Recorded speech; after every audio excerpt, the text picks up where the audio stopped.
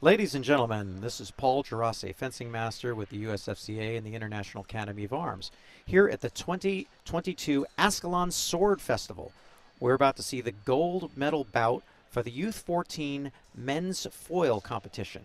On the left is Antonio Wong from the Bluegrass Fencers Club, and on the right is Jeidus Desereanno from the Renaissance Fencing Club.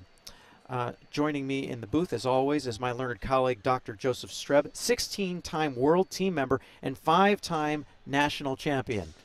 Our referee is about to bring the bout to start. Dr. Streb, good to see you. Maestro Geraci, a pleasure as always here in snowy Columbus, Ohio.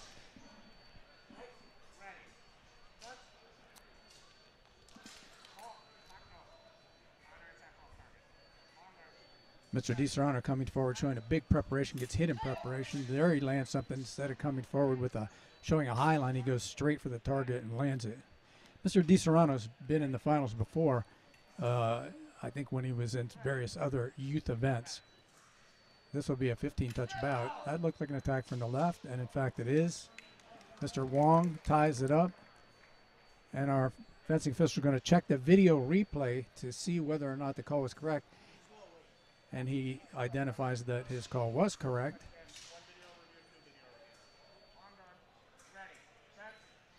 Each fencer has 2 video reviews. If you take a review and you fail to succeed with it, you lose your review.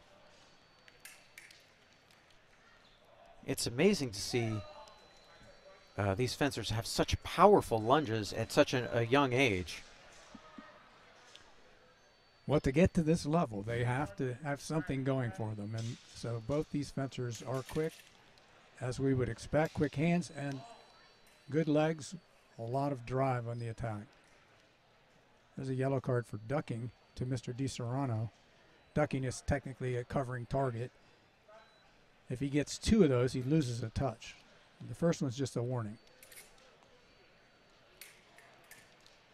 Wong with a series of beat attacks and then tries a remise, which is an out-of-time action, but off target. Yeah, it looked like the riposte from Desereanno landed off target there. Fencers are actually fencing at some pretty long range with several steps to their attacks, several tempos, a lot of blade action. Fairly exciting bout. I think the referee staff is trying to check something on the video replay system.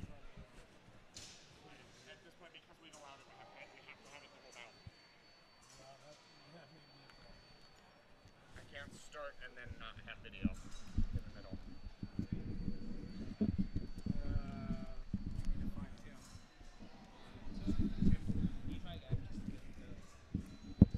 And it looks like there is a problem with the video replay review system, and they need to call one of the technicians over.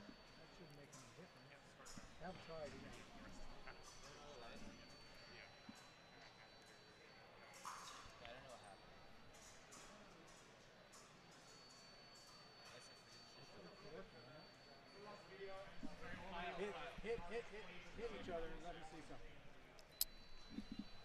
And our technician is coming over to see if he can't fix the video. I think it slipped on the epay, and for whatever reason, it seems to be working again now. I didn't touch it. No, I moved it on the floor. But you can. Okay, well, it looks like the video has been repaired, and the fencers are ready to continue. Mr. Wong on the left, Mr. Desereanno on the right. Wong with a counterattack that fails. First he attacked it was short, then he tried to counter off of it. Gets hit by Desereanno. Desereanno with a 2-touch lead here. Wong is the aggressive fencer. And that touch happened after the pass, nothing done.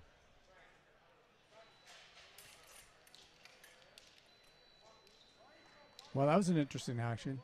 Wong comes forward, gets a parrier post and attack into preparation, then can't finish off of it, ends up giving up a touch on a counterattack. from Desereanno as he retreated. Yeah, he backed up to make that touch.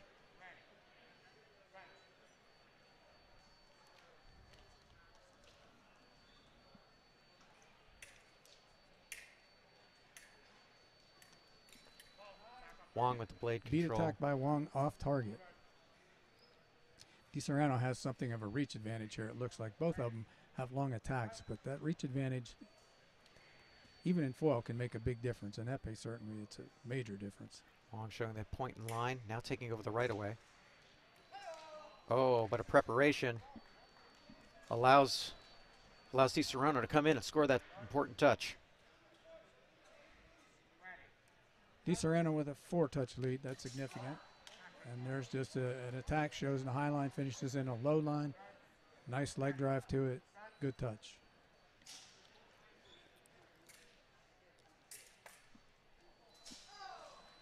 He Well, can't Mr. land. Desereanno looked like he was off the strip to me. Our fencing official did see that. Yeah. Mr. Desereanno slipped off the back of the strip with both feet. Once the second foot is off, he's penalized. Gives up a touch. It's a shame his first. Counterattack. Yeah. Mr. Desereanno comes forward, gets hit with a counterattack, one light, and Wong is slowly getting back into it.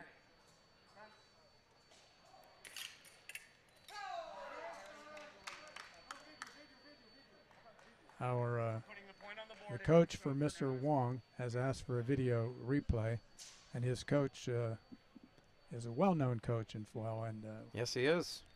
he's seeing a little different action here.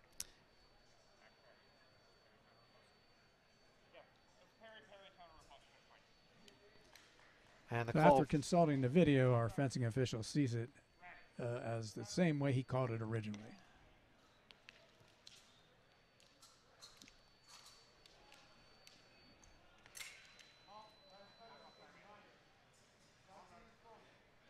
Well, Mr. Wong has to find something that's going to work consistently here.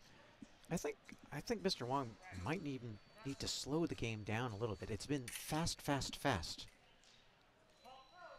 Oh, a halt was called That's first. A bad luck call. If he gives it, no. Our fencing official says that was after the halt.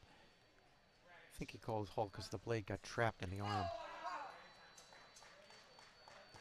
That time, both fencers seemed to start at the same time, but Mr. Wong moved into something of a counterattacking position on the finish, which is popular these days, but it probably cost him the touch there. Right. Sort of an angulated finish, but it makes it look like a counterattack. Right. Sometimes you have to sell your action.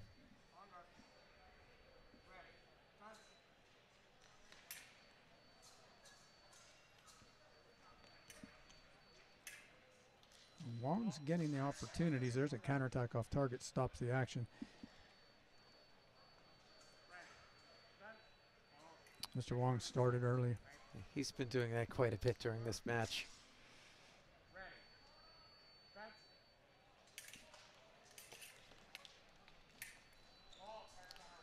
Wow. Oh, what a brilliant sequence of events and a final riposte there from Desereanno. He's got to feel good. Desereanno's doing a very good job of staying, with the action and finding that final riposte. There's a straight attack, one light.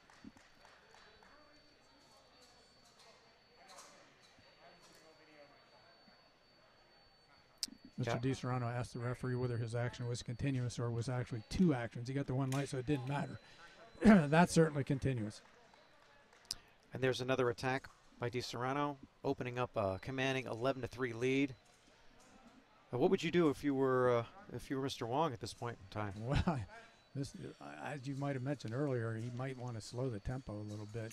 He's been rushing things, trying to come forward and score touches, but it hasn't been working out. He hasn't been getting there on his first action.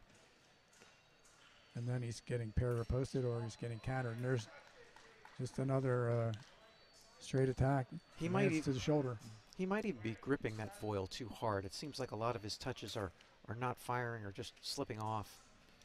Sometimes the foil, you really need that fine finger control. Counterattack with the arm out. Actually, our fencing official might have called that a line. in the old days, Desereanno wouldn't have been out of distance enough to establish a line, but it's being given more liberally now with respect to distance.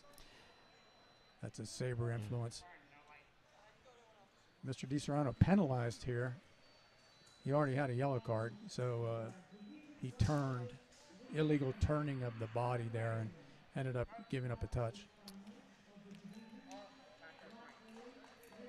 Mr. Desereanno, attack arrives. He's just, at this point, coming forward and hitting. One more touch and he will have the gold medal. This is the Youth 14 men's foil event at the 2022 Ascalon Sword Festival. There's the line. Wong beats the line.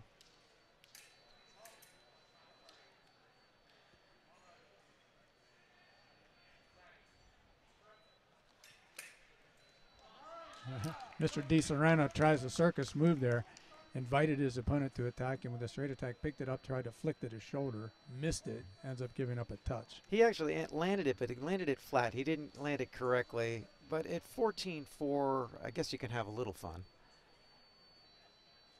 At 14-4, he can try several circus touches before he has to worry.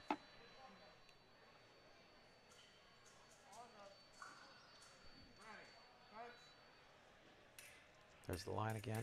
Line is beat. And there's the attack off fair.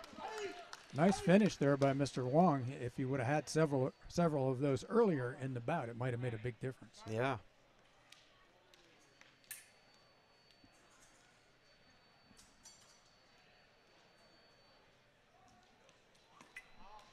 And that ought to do it. There is a flick attack to the back.